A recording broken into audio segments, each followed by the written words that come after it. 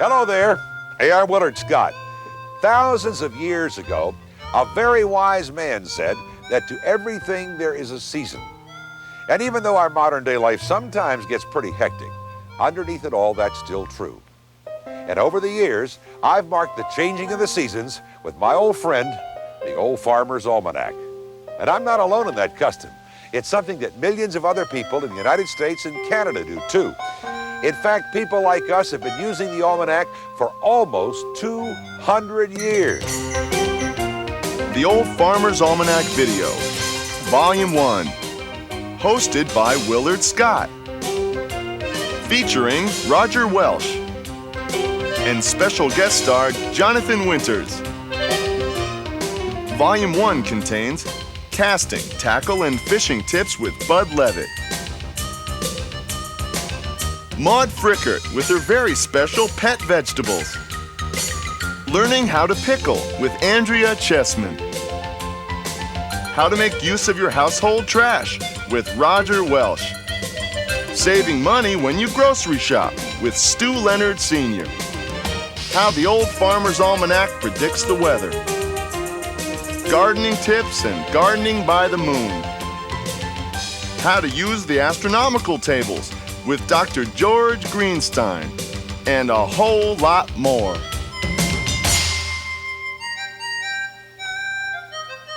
Hey, that's quite an introduction.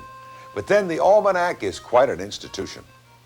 We can't possibly cover everything that's been in the Almanac over the years, or even the features for just a single year. But that doesn't mean there isn't a lot waiting for us in this program. For instance, we'll find out how the old farmer predicts the weather. And believe me, it's not by using the moss on trees or the thickness of a caterpillar's coat. We'll see how to garden by the moon, discover how to save a few bucks on shopping day, share household hints and recipes from our correspondent Roger Welch, and a lot more. Why, we're even going to go to Maine and find out how to and how not to hypnotize a lobster. Hey, say there, old-timer, do you have any lobsters up there? We sure do have fresh-caught lobster. Just take your pick. No, you don't have to pack them in ice to take them back to New York. That's a waste of money. And good ice, too. No, what you want to do is just hypnotize the lobster. Sort of puts them in a state of suspended animation. And then, of course, they travel real good. Sure, I can show you how, if you want to buy a few from me here now. Okay, it's a deal. Pick one, it's real active in the tank, then stare him right down, like so. Don't have to worry about his claws. Rubber bands on him, you see. You grab him right there, and where his tail meets his body. Mind them claws, dear. They're good eating, those claws, but you don't want to shake hands with one. Smart. Wicked bad if he gets a piece of you. That's where your firm grip comes in. Got to keep him so he can't twist around and get you. It's kind of like holding a rattler with two heads. So let's say you make a good choice. You stare him down good, and then you get him right in your hand without losing a finger. Then what? Well, I sure don't know. But you know, that fella claims that he learned how to put those critters to sleep from some politician. So maybe he really can. We'll find out later on. The Almanac once did, in fact, explain how to hypnotize a lobster. But most of the advice is of a more practical variety. Very few of us will wind up face to face with a lobster. But quite a few of us, and not just the Shakespearean actors among us either, often find ourselves hollering, "Out, out, damned spot." Gravy stain, you know.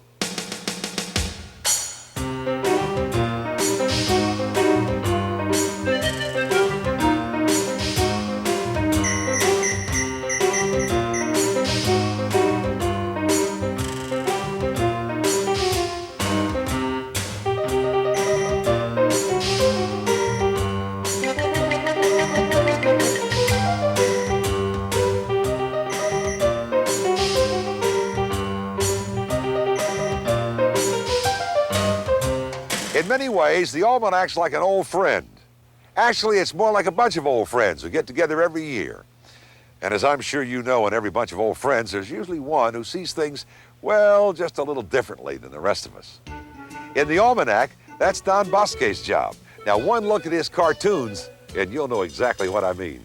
Now, I've done a lot of cartoons for the Old Farmer's Almanac, but among my favorites, because I'm a car-oriented kind of a guy, old cars anyway, is this series called Chariots of the Gods. My depiction of the kinds of cars that former presidents of the United States drove. For example, here's a custom roadster driven by Franklin Delano Roosevelt. Harry Truman was only human. The Buick stops here. John F. Kennedy stocked his Hyannis garage with Edsels. Apparently called it the Bay of Pigs. Richard M. Nixon should have bought American. Bug 'em. And Ronald Reagan has owned this Thunderbird for many years, but will no longer drive anything suspected of having a left wing. Bust the cobwebs up on blocks. And nobody knows what Jerry Ford tried to drive.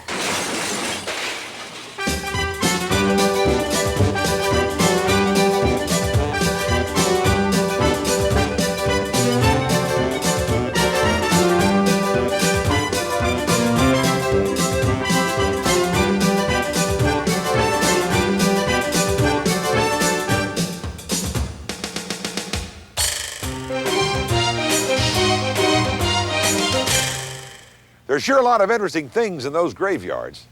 I guess a lot of us feel like we've got some pretty interesting graveyards of our own around our houses. Our graveyards are chock full of household trash, usually stuff we just don't know what to do with, but we don't want to get rid of either. Well, I'm happy to say that Roger Welch has some ideas, good ones too, about that stuff that we'd all like to have go away. Every year, every American, man, woman, and child, throws away 4 tons of trash. The Old Farmer's Almanac offers a lot of different ways that you can use that trash. In fact, you're liable to get into it so much that you're going to find at the end of some months you're out of trash. You have to go over to the neighbors and borrow some. For example, plastic milk cartons. You can cut the bottoms off of these and use them for heat-retaining caps for your garden plants in the spring and the fall. I usually cut the tops off of a few and use them for nails, bolts, screws, anything loose out in the machine shed.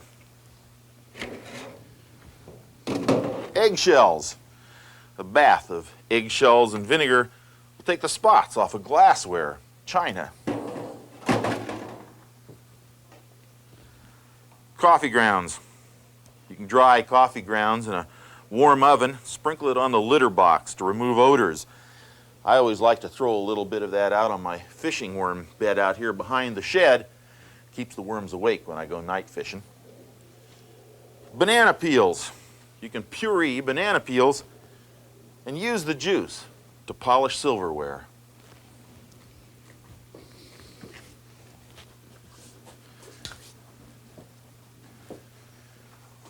I always keep a few old combs around. Use them to hold nails when I'm driving them so that I don't hit myself in the finger. I'm so clumsy I once hit myself in the elbow while I was driving a nail. Old gloves. If you cut the ends off the fingers of some old gloves, cut a few slots in it, run a belt through it, you can use it to hold tools while you're working. I've even found a use for the ends that you cut off. You use them for a thimble cozy, because as any quilter will tell you, there's nothing worse in the winter than putting on a cold thimble. You got a toothache, dear? Well, you've come to the right place. Maud has seen every kind of ache ever invented. I've even caused a few myself. Now, there's toothaches, and there's toothaches. And what's good for one is not necessarily good for another. For your regular garden variety toothache, of course, you just have to trim your fingernails and toenails at noon on a Friday, and you'll be as good as new by dinner time. Of course, if you get your toothache on Monday, well, you might not want to wait till Friday to take care of it, I suppose. In that case, you want to run around a church 3 times. You want to be sure to get a church where they still believe in the Almighty. Won't count otherwise. Oh, yes. One more thing. You can't think of a fox while you're running, or it won't work. Or is it a fax that you can't think of? Best thing is just not to think of any words at all that start with F. And then you'll be sure not to think of fox or fax or whatever. Why do they make those words so much alike? Well, anyway, if you've got a really, really tough one, then you have to take old Monty's surefire, never fail toothache remedy. You get you a nice big Bermuda onion like that. You take a nice big slice out of the middle of it. Let it warm in the sun for an hour or so to really bring out the essence of it. Then you put it right over your ear on the same side as your ache. I hope the ache isn't in the front, because it can be a little hard on the nose in that case. But it never fails. You must always work the first time, because I've never seen anyone do it twice.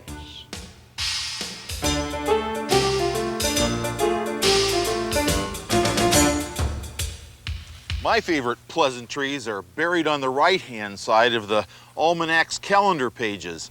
Things like November 4th, 10-foot floodwater, Mount Pelier, Vermont, 1927. Or December 9th, 14-foot snowdrifts, Vevey, Indiana, 1917. Or how about this one? June 28th, 116 degrees in St. George, Utah, 1892. There's nothing that mellows a hot summer day or warms a winter night like knowing that someplace, sometime, it was much worse.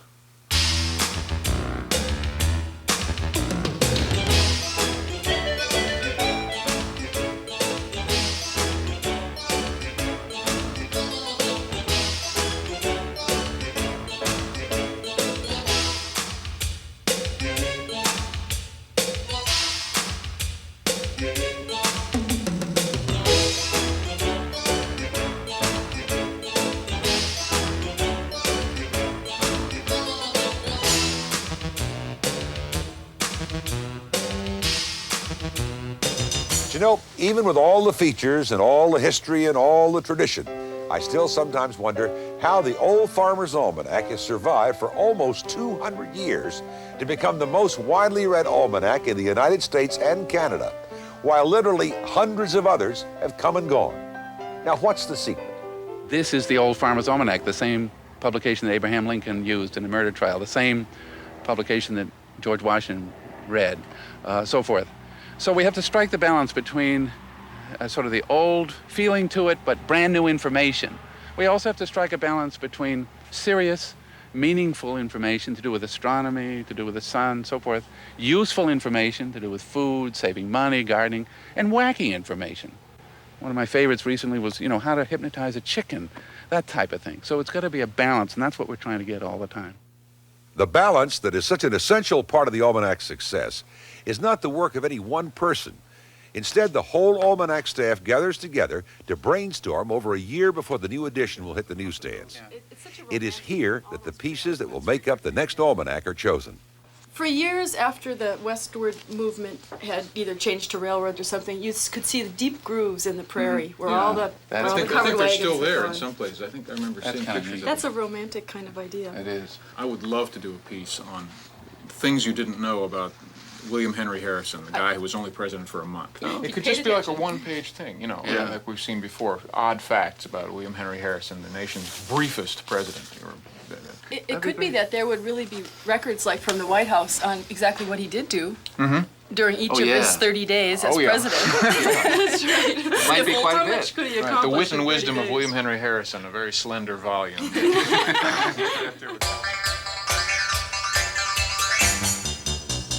According to a recent computer study, pigs are not at all amused if you say to them, "I'd like to fondle your sleeveless fur coat," but are moved to ecstasy if you say, "I think I'd swoon if you allowed me to kiss your limpid umbrella." In my experience, hogs like best of all the words "suey, suey, suey."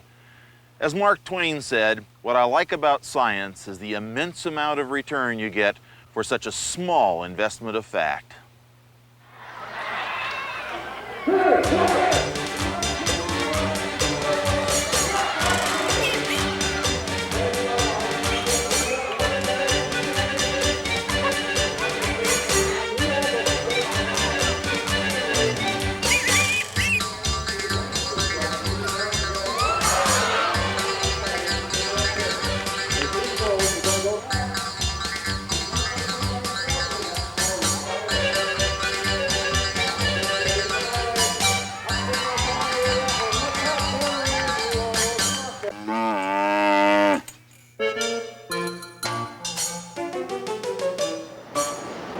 The mystery of fly fishing, there's nothing to it in truth.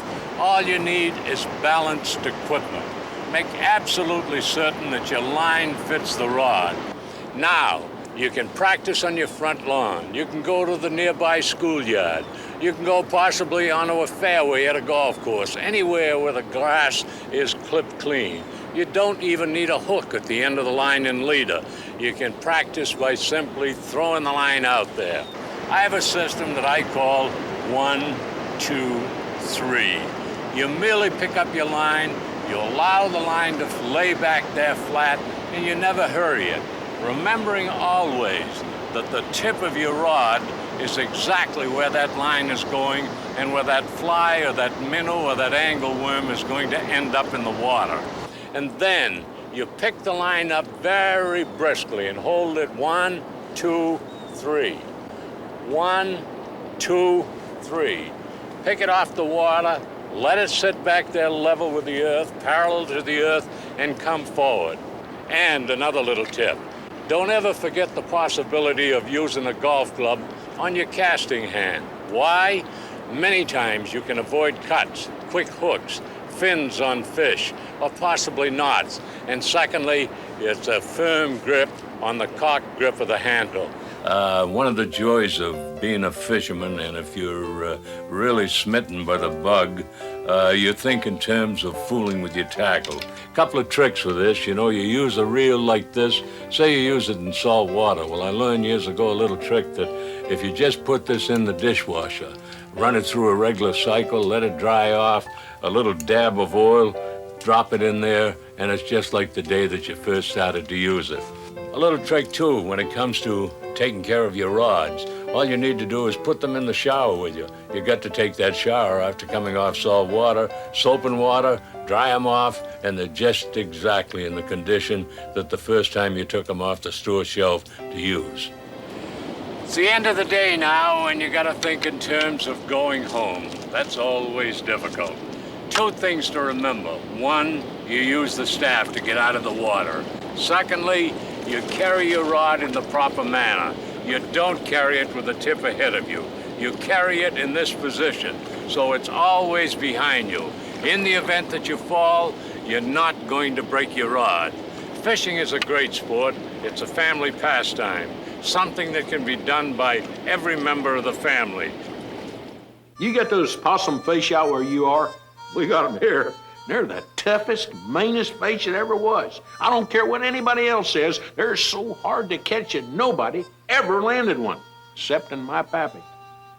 He could never prove it. To this day, some say he's talking trash, but I believe him. This is what he told me. He was out on the lake one day, and he couldn't get a bite for spit. He tried everything in his tackle box, but it weren't any use. After a while, the sun must have got to him because he remembered what Ma had told him about that new book, one that says if you talk to your plants, you'll get bigger vegetables and all. Well, he figured if nothing else worked, maybe he could talk a fish into his fish chowder. So he looked around to make sure nobody was within earshot, and then he commenced to telling any fish that would listen how he had a wonderful fish stew cooking up on shore with cream and potatoes and corn. But he still didn't have a fish for him. He said how appreciative he'd be if a fish would just sort of come along and make his day. You think that's crazy, huh? Well, not 10 minutes later, he got a strike. Fish pulled back once or twice, but didn't seem to have much fight in him at all. So you can imagine how surprised Pappy was to find an 8-pound fish, right as big as that, into his line. And what was even more of a surprise, that fish hardly even flapped around in the boat. It's just like it just gave up and turned itself in. Well, Pappy didn't recognize what fish it was, but he figured a fish was a fish, and he wasn't looking a gift horse in the mouth, so he headed for shore. He hit the beach on the run with that fish in his hand, limp as a piece of cooked spaghetti. He flipped it right in his stew pot along with cream and butter and potatoes. And then he went over to the stream to get some fresh water for washing up. While he was bent over the stream with his pail, he heard the strangest slurping sound, sort of a flop, flop, flop, He turned just in time to see that fish all full of Pappy's potatoes and cream, flopping itself back down the beach and into the water. All at once, it come to him why that fish hadn't fought worth a darn. He knew he must have caught one of them possum fish, and he also knew nobody'd believe him. And he was right on both counts. Nobody did believe him excepting me, and now you.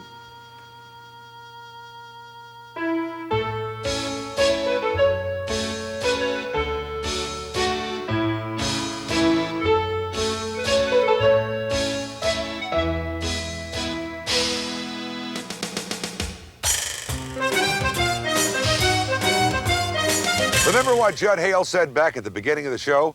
That the Old Farmer's Almanac relies on a mixture of the old and new? Well, the almanac part of the almanac, the astronomical information, is very old indeed. In fact, the word almanac actually means a kind of calendar, and no almanac that deserves the name can provide anything less than the very best astronomical information for its readers. It's the heart of any almanac. And that's why the astronomical tables in the Old Farmer's Almanac are about the best around. In fact, they're so good that in several states, they're the official charts for state government use. Dr. George Greenstein is the guy who puts those tables together, and he makes sure that you can actually set your watch by them. One of the few things you can count on in this world is that the sun is going to rise tomorrow and it's going to set tomorrow when the almanac says it does, and the same with the moon, and the same with the declination of the sun and the moon's place. We live, in fact, in a gigantic clockwork. That machine, that very complicated clock, is the solar system with all the cycles within cycles of the planets, the very complicated orbit of the moon around the Earth, of the Earth around the sun. And readers can track through the pages of the almanac the workings of this machine. Let me go over the astronomical calculations presented with you, focusing here on November. This topmost section summarizes the interesting things of the month. For example, up here on the 3rd, the moon is in conjunction, is particularly close to Saturn, Uranus, and Neptune. This section also tells you interesting constellations, planets, galaxies that can be seen in the sky. Passing on down to here, the beginning of the detailed astronomical calculations. The moon is in its first quarter, for example, on the 6th of November at 9:12 in the morning. Passing on down to this detailed line here, which gives details of the November 1st's astronomical events. The first column gives the day of the year. It's the 305th day of the year. It is a Wednesday. These two columns here tell you when the sun rises. If you watch the sun as it sets here from where we live in North America, it does not set straight down, but moves at an angle to the horizon. However, if you live down on the equator, it actually does move straight down, and so it gets below the horizon very quickly. If you live way up north, the sun sets at a very shallow angle. It takes a long time to get below the horizon. Finally, if you live on the North Pole, it doesn't pass below the horizon in the summertime and just skims along it. The Almanac says that there's a law in Ottumwa, Iowa, that makes it illegal for any male person to wink at any female with whom he is not acquainted. And in Orange County, New York, it's against the law to look at a woman that way. My wife, lovely Linda, says that it's bad luck for any male with whom she is married to look at a woman that way or wink at her, whether he's acquainted with her or not. Real bad luck.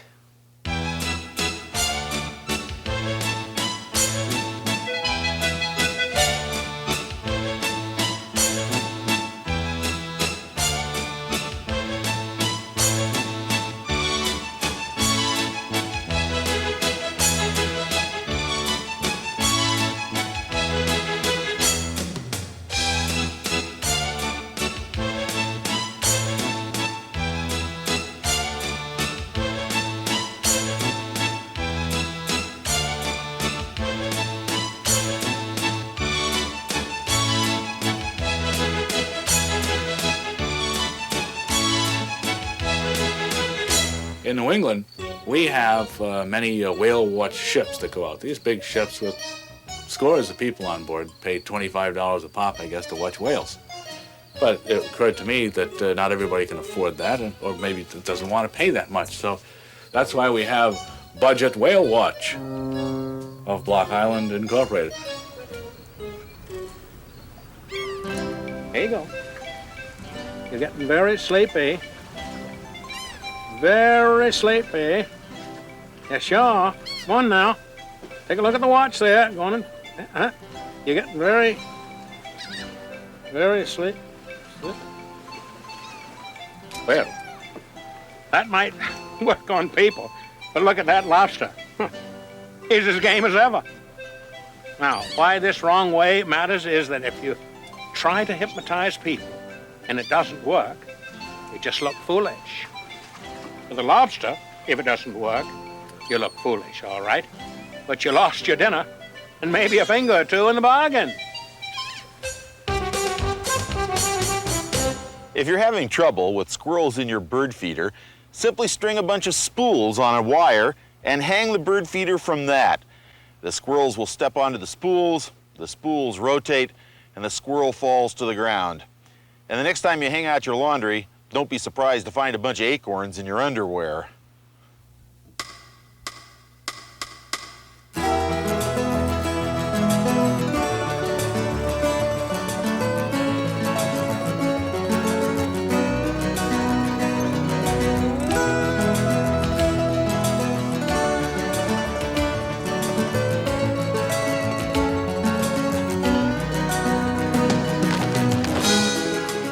One thing that we all do, whether we garden or not, or whether we live in the city or the country, is grocery shop. Now, a lot of people would rather go to the dentist than go grocery shopping. But the trip to the market is a necessary weekly ritual for most families. And over time, most of us feel like we leave more of our dollars at the counter and walk out with fewer groceries in the bag. Do you know something? There's some tricks of the trade that'll put a few more groceries in those bags for you for the same dollars. And nobody knows them better than Stu Leonard Sr., founder of the largest single dairy store in America.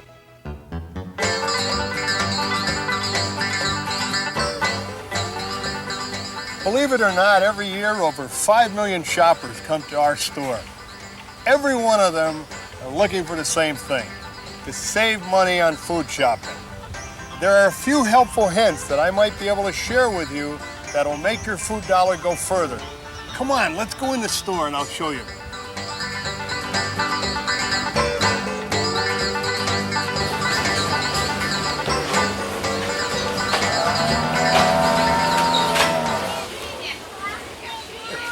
I'm really a kid at heart. Every time I walk by, I press the button and hear the cow go moo. But there's another reason I brought you over here. I want to show you something. Milk. Take a half gallon of milk and don't just buy one, buy several and put them in your freezer and freeze them. And they're frozen solid as a rock, and you can thaw them out the usual way, which is to put them in the refrigerator for 24 hours or so, or to leave it in the sink for 7 or 8 hours. But we experimented and we found a simple way. Take and put it in a microwave oven for only 8 minutes. And then you'll take it out and shake it vigorously until the whole carton gets ice cold again. Open it up, pour out the milk, and you'll find out that half of it comes out. Then you can take the other half and put back in the microwave for another 8 minutes. But it's a real handy little tip because you can always have a few extra half gallons of milk in the freezer for that special day when you need it.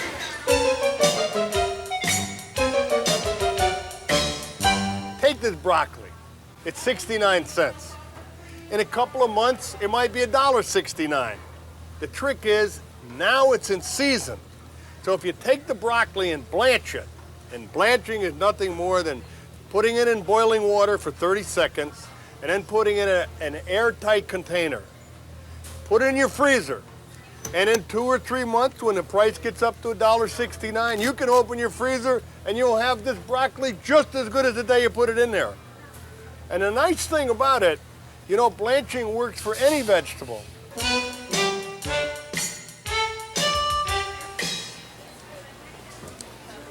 Here's a handy tip on packaging. You know, the bigger the package, the better the price. Take this 1.5 liter plastic bottle of water. It's 89 cents. But here is a handy dispenser that contains 2.5 gallons. It's only $2.29. So you get 8 times the water for less than 3 times the price. That's real saving. All you do is you take the container and you put it on the top shelf of your refrigerator, keep the water cold anytime you want it. Open it up and it's right there handy for you. Never goes bad. I hope some of these tips have helped you. And you know, rich or poor, it's nice to save money. Happy shopping.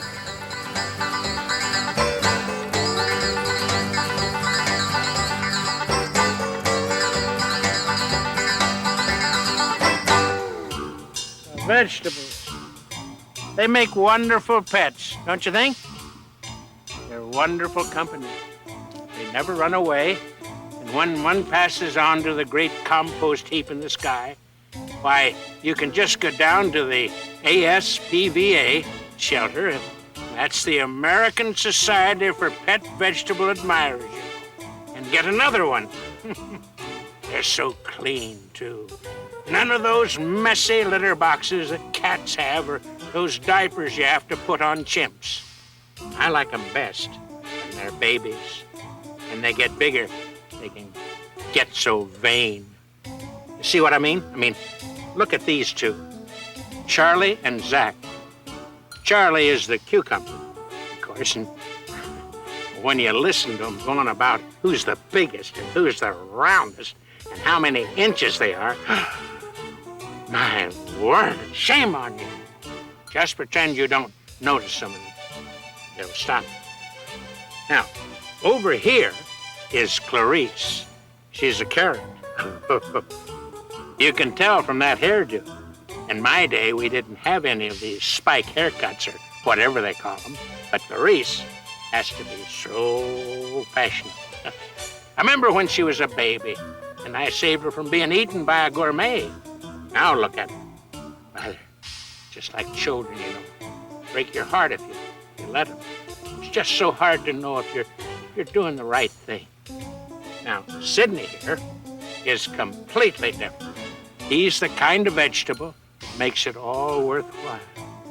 He was dealt a tough hand being born a rutabaga. But does he complain when the others make fun of him? You see? Not a thing. It's that kind of quiet dignity that really gets to your heartstrings. That's my kind of vegetable. Come with Mother, Sidney. Okay? It's time for dinner. Sound of a bell. You want to hear something really depressing?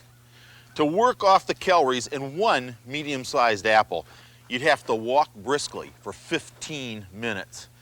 To take care of one slice of pizza, you'd have to walk for 40 minutes.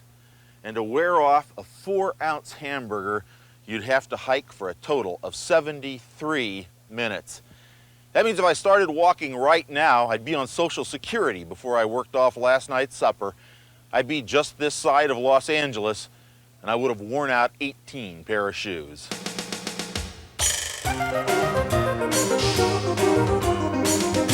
We saw one gardener a few minutes ago had a rather unusual approach to gardening, which frankly I wouldn't encourage anyone else to copy. Unless, of course, you have a particular fondness for rutabagas. But there are proven, easy, interesting ways that you can improve the yields from your garden. And believe it or not, they involve our old friend, the moon.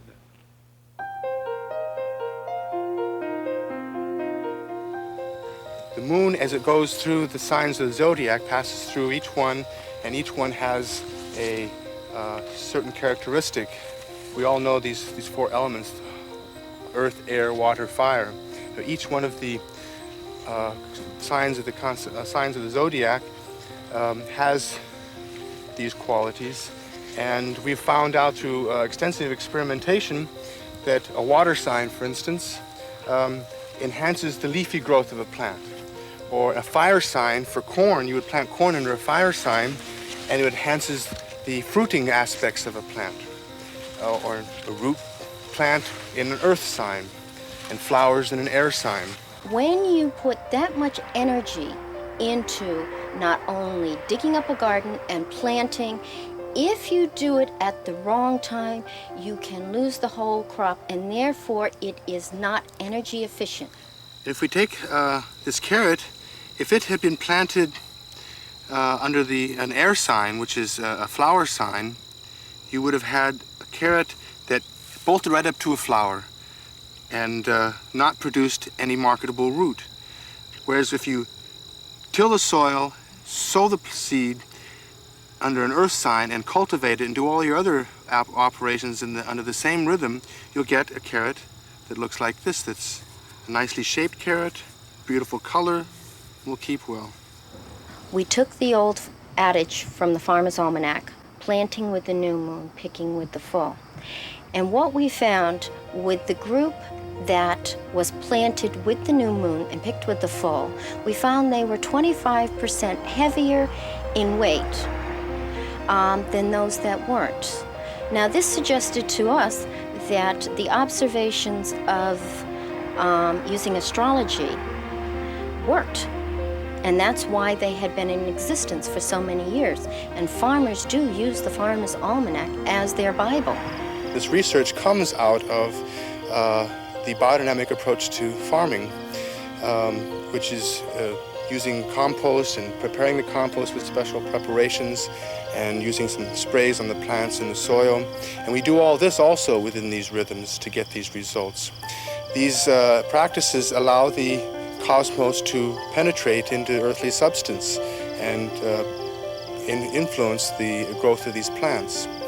And if people are interested either in this rhythm of the moon, in the various constellations, or in biodynamic farming, they can inquire at the national headquarters of the Biodynamic Farming and Gardening Association.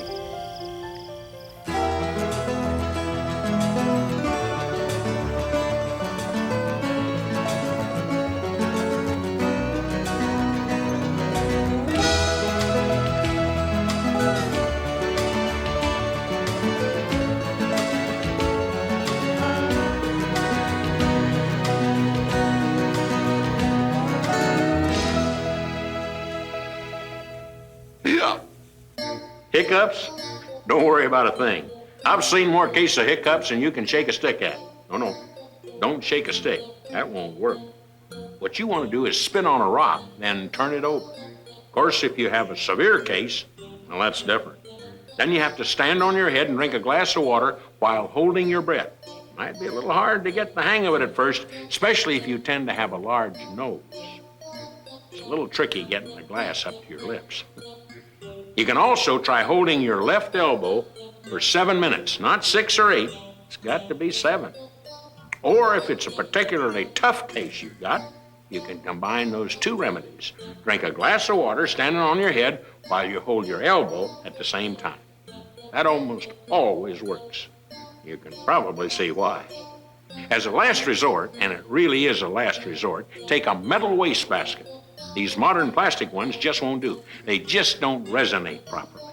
Put the basket over your head and have a friend, probably someone you owe money to is best, have them hit it with a stick for a while. Those hiccups will be gone before long, or at least you won't hear them anymore. If you have any other problems, you just give me a call. I'm always ready to help. I got my work cut out for me.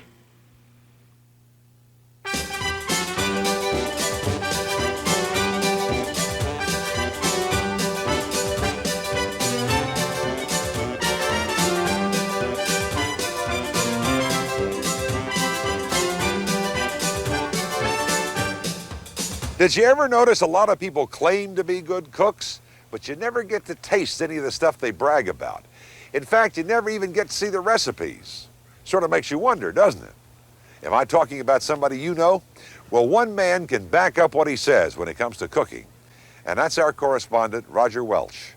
And I, for one, would like to know what makes the difference between a winner in the kitchen and everybody else. I have a feeling Roger can tell us.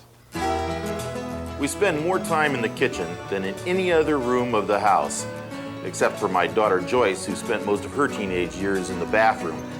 So it's important that a kitchen is a comfortable place for us, a place that we like to be. It doesn't have to be a big room. Some of the best cooks in the world have kitchens not much bigger than this counter. But it has to be a place where we're comfortable. We have to decide whether a kitchen is a place where we like to be alone or whether we can cook with an audience. And we have to have good tools It's better to have one good knife, the best you can afford, than a bunch of knives that won't hold an edge when you spread butter. We have to remember that cooking is like taking a long journey, an adventure. It's not so much a matter of arriving at a final product as it is having a good time getting there. Andrea Chessman is the author of Summer in a Jar, Making Pickles, Jams, and More. Andrea is to the pickle what Stradivarius was to the violin. Andrea, what exactly is the magic that transforms cucumbers into pickles? It's not magic. All it takes is salt water in a pickle crock or else vinegar in a canning jar. What kind of pickles are we going to make today? We're going to make some quick dills with vinegar in a canning jar. What goes into quick dills? Well, we have cucumbers, dill. This is fresh dill, but we could use dill seed or you could use dill heads. We've got hot peppers, garlic, salt, bay leaves for flavor, but you could substitute cloves. White vinegar, you could substitute apple cider vinegar if you wanted. And that's it. Well, let's make some quick pickles. I'm going to start with a canning jar. I like the wide mouth canning jars because they're easier to pack. And these have been sterilized, and then I'm just going to throw the pickles in. So there's some big ones. The small ones actually come out the best. I'm going to throw in my hot pepper right now. And I'm going to choose some that I can try and fit in there. If they don't fit in, just cut them. This will cut, and I'll try and squeeze it in because I want to have a full jar. I guess I won't get that one in. And then I'm going to throw in my bay leaf and garlic. And I need 2 teaspoons of salt. The salt really rounds out the flavor, but if you're cutting down on your salt, you can just cut down on your salt there. And I need my dill. About 2 sprigs or a head of dill or a tablespoon of the dill seed. And then 1 cup of the vinegar. Canning funnel makes it easier to get it in there. This is the only part of the recipe that you can't tamper with. You need that vinegar to preserve it. And then I'm just going to finish it off with just boiling water. You have to be sure that the top of the jar is clean so that you get a good seal. So I'll wipe that off. And then I'm going to run a chopstick down in here to get rid of any air bubbles that might be hanging out. And then just put the lids on. Those will go into the canner and it will process for 5 minutes. Take it out and it's ready to eat. That's it? Not quite. It needs to develop flavor for 6 weeks to set it aside. So after all this talk about pickles, I'm going to have to wait 6 weeks before I can eat one. No, I'll give you one that I made earlier this summer. Oh, great. The thing about these recipes is that you can do them as your cucumbers are ripening. So you can make just a few each time you want to pickle, and it doesn't take much to do. Thank you, Andrea. Delicious. As good as Grandma's? As good as Grandma's. Great.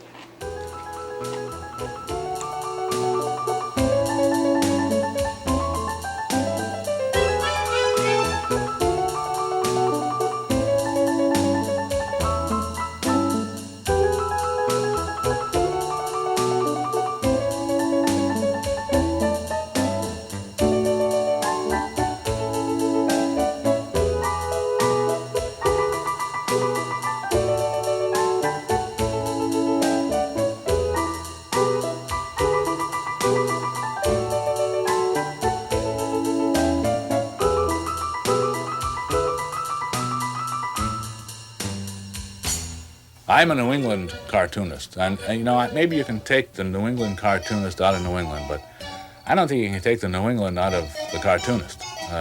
So even in my cartoons that are seen nationally by a non-New England public, and most of my cartoons are seen that way, I think there's still that kind of tinge of New England in there. And there's a cartoon that hasn't appeared in the Almanac, but the Old Farmer's Almanac certainly could use it. It's their brand of humor. Cape Cod Antiques. Little old lady knitting, waiting for that next customer, and her sign on the wall, shoplifters will be killed and eaten.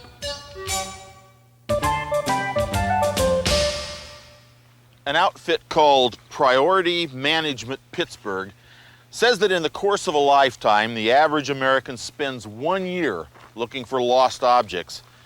Now, I know that can't be right because I spent most of last year alone looking for my billfold. They also say that we spend 8 months opening junk mail. Well, I maybe make up time that way because I don't open my junk mail.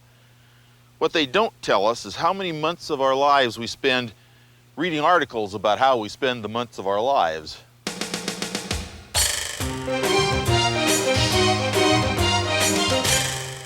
I just love useful information. That's why I'm a weatherman.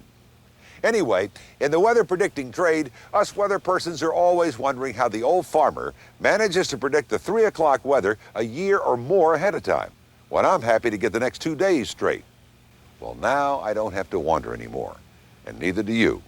Here's the Old Farmer's Almanac weatherman, Dr. Richard Head, with the answer. The way I go about doing my forecast for the Old Farmer's Almanac is to first get current with respect to what solar activity has been going on the sun and the effects on the solar wind and the interactions with our upper and lower atmosphere, and then tying that in with the various historical data that I have, bringing in the effects of how much permanent snow and ice cover there is, what the ocean temperatures are, what the soil moisture content is, and all of these sorts of factors that one still doesn't yet understand completely.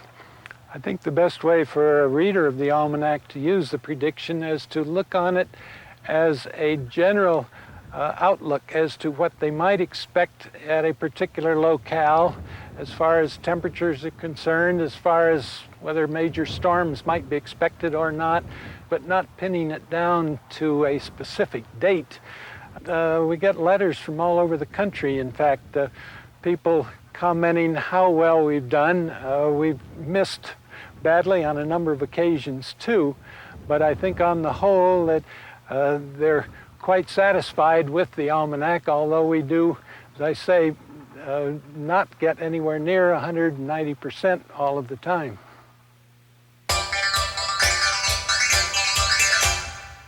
Gordon Bearfat Wimsat of Weed, New Mexico, has developed quite a reputation for forecasting the weather with bear fat. I suppose that's why they call him bear fat. And Gordon says that if the bear fat just lays there in the bottom of the jar, you can expect no change. If it starts to build up along the side of the jar, there's going to be a storm. And if there are a lot of specks in that bear fat, there's going to be a lot of wind. Gordon says he learned that from an Apache Indian. An Indian friend of mine says he can tell how tough a winter is going to be from how much firewood the local farmers stack up on the back of their porch. Okay, so here we go. The right way to hypnotize the lobster is to rub his tail till he goes to sleep. Now, you see, just like this. Now, I know there are those that say you want to rub a lobster's tummy. You want to stay away from that tummy crowd. Either they're the kind of folks that have a lot of strange hobbies in the privacy of their own homes, you know what I mean, or they're from Florida, and they figure a lobster is like a crocodile, alligator, whatever they go for down there. No, it's not the tummy. You stay away from that tummy crowd, you hear? Now, you're writing this down, aren't you, dear? Good. So here we go. What you do, you kind of stroke his tail real nice. See that? I'm stroking. Here, I stroke it this way. How's that? See that smile there? Huh? That's how you know you're on the right track. Now, it helps if you sing a little to him, a lullaby of some kind, but something with a nautical theme that they can relate to. I wish I was a fishy in the deep, deep ocean through. I wish I was a fishy amongst the other blue. Well, something like that. Tra-la-la, tra-la-lee. You're back in the water. You're not supposed to be on the land anyway. Well, no one ever said that every experiment's going to work out perfectly. I will, however, point out that the article on how to hypnotize a lobster that appeared some years ago in the Almanac was written by former U.S. Senator Edmund Muskie, and he claims it works every time. And who am I to doubt the word of U.S. Senator? Well, sir, from the first edition in 1792, the history and growth of the Old Farmer's Almanac has paralleled the growth of these 13 colonies into a country that today stretches from sea to shining sea. and beyond the Arctic stillness of Alaska and the tropical beauty of Hawaii. I sincerely hope that you've enjoyed our excursion into this special view of Americana. And for everyone at the Almanac, and for Roger Welch and Jonathan Winters, this is Willard Scott wishing you good luck and good reading.